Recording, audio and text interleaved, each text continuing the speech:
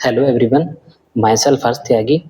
इस वीडियो में मैं one of the most interesting chapter molecular basis of inheritance का एक टॉपिक जिसका नाम है डीएनए फिंगरप्रिंटिंग उसे एक्सप्लेन करूंगा। वैसे तो ये चैप्टर हमें बहुत कंफ्यूजिंग एंड डिफिकल्ट लगता है, बट अगर इसे अच्छे से समझाया जाए तो ये सबसे ज़्यादा इंटरेस्टिंग चैप्टर है। तो डीएनए फिंगरप्रिंटिंग में हमें क्या पढ़ना होता है? एक्चुअली डीएनए फिंगरप्रिंटिंग इस बेसिस पे, इस चीज़ पे डिपेंड है कि जो डीएनए होता है उसमें कुछ जो बेसिस होते हैं, जैसे एडेनाइन, गुआनिन, साइटोसिन, थायमिन, तो ये रिपीटेड भी हो सकते हैं बहुत सी जगह पे। जैसे कि मतलब ये डीएनए का अगर एक सेगमेंट है, यहाँ मान लीजिए ए लगा हुआ है, यहाँ भी ए लगा हुआ है, यहाँ भी ए लगा हुआ है, यहाँ भी ए लगा हुआ है, तो ये रिपीटेड है। इसी को बोलते हैं रिपीटेड डीएनए सीक्वेंस। तो डीएनए फिंगरप्रिंटिंग इसी चीज पे बेस्ड होती है कि डीएनए के सेगमेंट में जो सीक्वेंस है वो कितनी बार रिपीट हुआ है। तो सबसे ज्यादा जो सबसे बेसिक चीज है डीएनए की, या डीएनए के बारे में हमें पता होना चाहिए, तो वो ये है कि जो 99.9% जो डीएनए है वो सब में सेम होता है। बस 0.1% डीएनए ही ऐसा होता है जो डिफरेंट है। और अब इस 0.1% डीएनए में भी कितने सीक्वेंस हैं जो कितनी बार रिपीट हो रहे हैं, किसी एक पर्सन में कितनी बार चीजें रिपीट हो रही है, कितनी बार वो नाइट्रोजनस बेस रिपीट हो रहे हैं, इस बेसिस पे डीएनए फिंगरप्रिंटिंग की जाती है। तो सबसे पहले तो डीएनए फिंगरप्रिंटिंग जो है डिस्कवर किसने की? तो डीएनए फिंगरप्रिंटिंग डिस्कवर की थी एलेक जेफरी नाम के एक साइंटिस्ट ने, जिनका नाम था एलेक जेफरी। अब डीएनए फिंगरप्रिंटिंग में हम करते क्या है? सबसे पहला स्टेप है steps in DNA fingerprinting. Steps in DNA fingerprinting.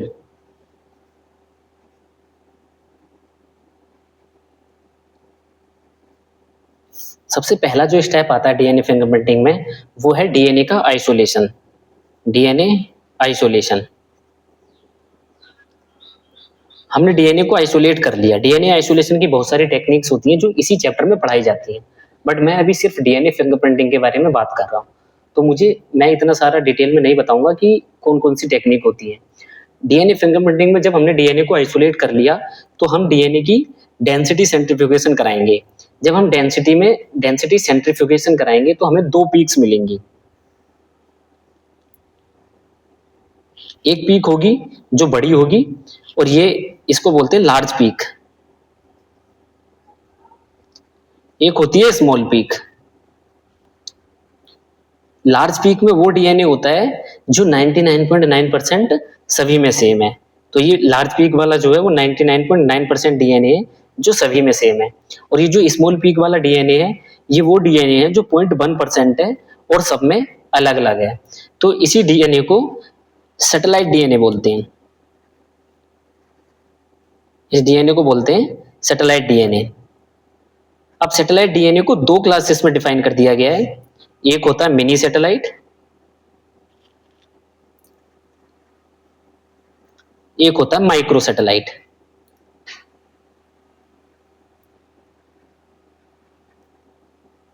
जो मिनी सैटेलाइट है इसी को हम डीएनए फिंगरप्रिंटिंग में यूज करते हैं।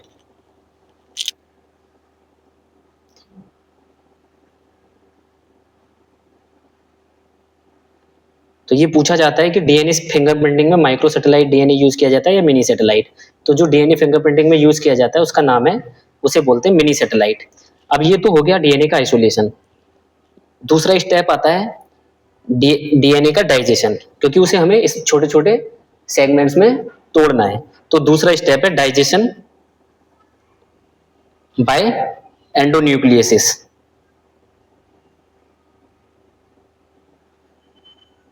क्योंकि एंडोन्यूक्लियसिस वो एंजाइम्स होते हैं जो डीएनए को फ्रेगमेंट्स में तोड़ देते हैं। तो एंडोन्यूक्लियसिस क्या करेंगे? डीएनए को स्मॉल फ्रेगमेंट्स में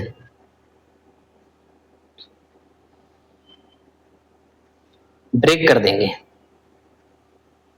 ठीक है। इसके बाद अब इन डीएनए के फ्रेगमेंट्स को हमें सेपरेट करना है। तो डीएनए के फ्रेगमेंट्स को सेपरेट करने के लिए जो नेक्स्ट टेक्निक होती है वो होती है जेल इलेक्ट्रोफोरेसिस।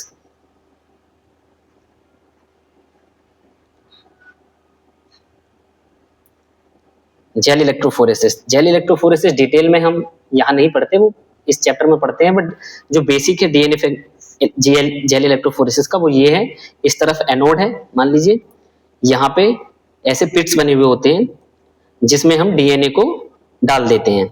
जब हम करंट सप्लाई करेंगे, इधर ये एनोड जो है ये पॉजिटिव है, डीएनए हमारा नेगेटिव होता है, तो इस अगरोस यहाँ पे एगरोस जेल भरी हुई होती है, इस एगरोस के थ्रू डीएनए जो है एनोड की तरफ मूव करेंगे, और ये मूव करते हैं साइज के बेसिस पे। जो छोटा होगा वो बहुत आगे तक भाग जाएगा, जो बड़ा होगा हैवी होगा वो पीछे रह जाएगा। तो जो पीछे रह जाएगा वो कौन सा है, वो 99.9% डीएनए है, क्योंकि ये लार्ज पीक बनाता है, ये भारी है, ये सबसे ज्यादा है, तो यहाँ पे रह जाएगा, और जो सेटेलाइट डीएनए ये आगे पहुंच जाएगा। उसके बाद जो अगला टेक्निक आएगा वो आता है सडन ब्लोटिंग। सडन ब्लोटिंग, इस सडन ब्लोटिंग स्टेप में क्या किया जाता है कि जो इलेक्ट्रोफोरेसिस से जो डीएनए के सीक्वेंस मिले हैं उन्हें नाइट्रोसेल्यूलोज या फिर नाइलोन की मेम्ब्रेन पर ट्रांसफर कर देंगे। किसकी मेम्ब्रेन पर ट्रांसफर कर देंगे, नाइट्रोसेल्यूलोज या फिर नाइलोन, इसकी मेम्ब्रेन पे। मतलब यहां से हमें डीएनए के फ्रेगमेंट्स मिले, इन्हें उठाया और हमने नाइट्रोसेल्यूलोज या फिर नाइलोन की मेम्ब्रेन पर इन्हें ट्रांसफर कर दिया। इसके बाद अगला आता है स्टेप हाइब्रिडाइजेशन का। हाइब्रिडाइजेशन, हाइब्रिडाइजेशन वाले स्टेप में क्या होगा कि अब हम रेडियो एक्टिव बीएनटीआर, बीएनटीआर क्या होते हैं, variable number of tandem repeats, मतलब कि कितनी बार कोई चीज रिपीट हो रही है, उन्हें लेंगे। वेरिएबल बीएनटीआर प्रोब, प्रोब क्या होता है, प्रोब कोई भी सिंगल स्टैंडर्ड डीएनए या आरएनए होता है जिसके ऊपर कोई रेडियो एक्टिव चीज लगी हुई, कोई रेडियो एक्टिव मोलिक्यूल लगा हुआ हो, तो रेडियो एक्टिव वीएनटीआर प्रोब को लेंगे और डीएनए के जो सीक्वेंस है उससे अटैच करवा देंगे। जो डीएनए हमने नाइट्रोसेल्यूलोज या नाइलोन की मेम्ब्रेन पे ट्रांसफर किया है, इसके ऊपर अब हम वीएनटीआर प्रोब लगाएंगे। प्रोब वो डीएनए या वो आरएनए का सेगमेंट होता है जिसके ऊपर कोई रेडियो एक्टिव मोलिक्यूल लगा हुआ होता है। तो हाइब्रिडाइजेशन में क्या कर रहे हैं, हम वीएनटीआर प्रोब लेके उसे हम डीएनए से अटैच करा रहे हैं, अटैच्ड टू डीएनए। अब हम करेंगे रेडियोग्राफी। रेडियोग्राफी है हमारा फाइनल स्टेप।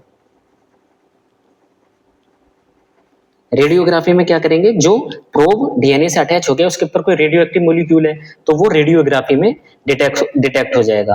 अब जो सेम प्रोसेस है अब हम उस डीएनए के साथ करेंगे जो हमें क्राइम सीन से मिला है। अगर ये एग्जैक्ट मैच हो जाता है तो ये डीएनए उस क्राइम सीन वाले डीएनए से एग्जैक्टली मैच खाता है।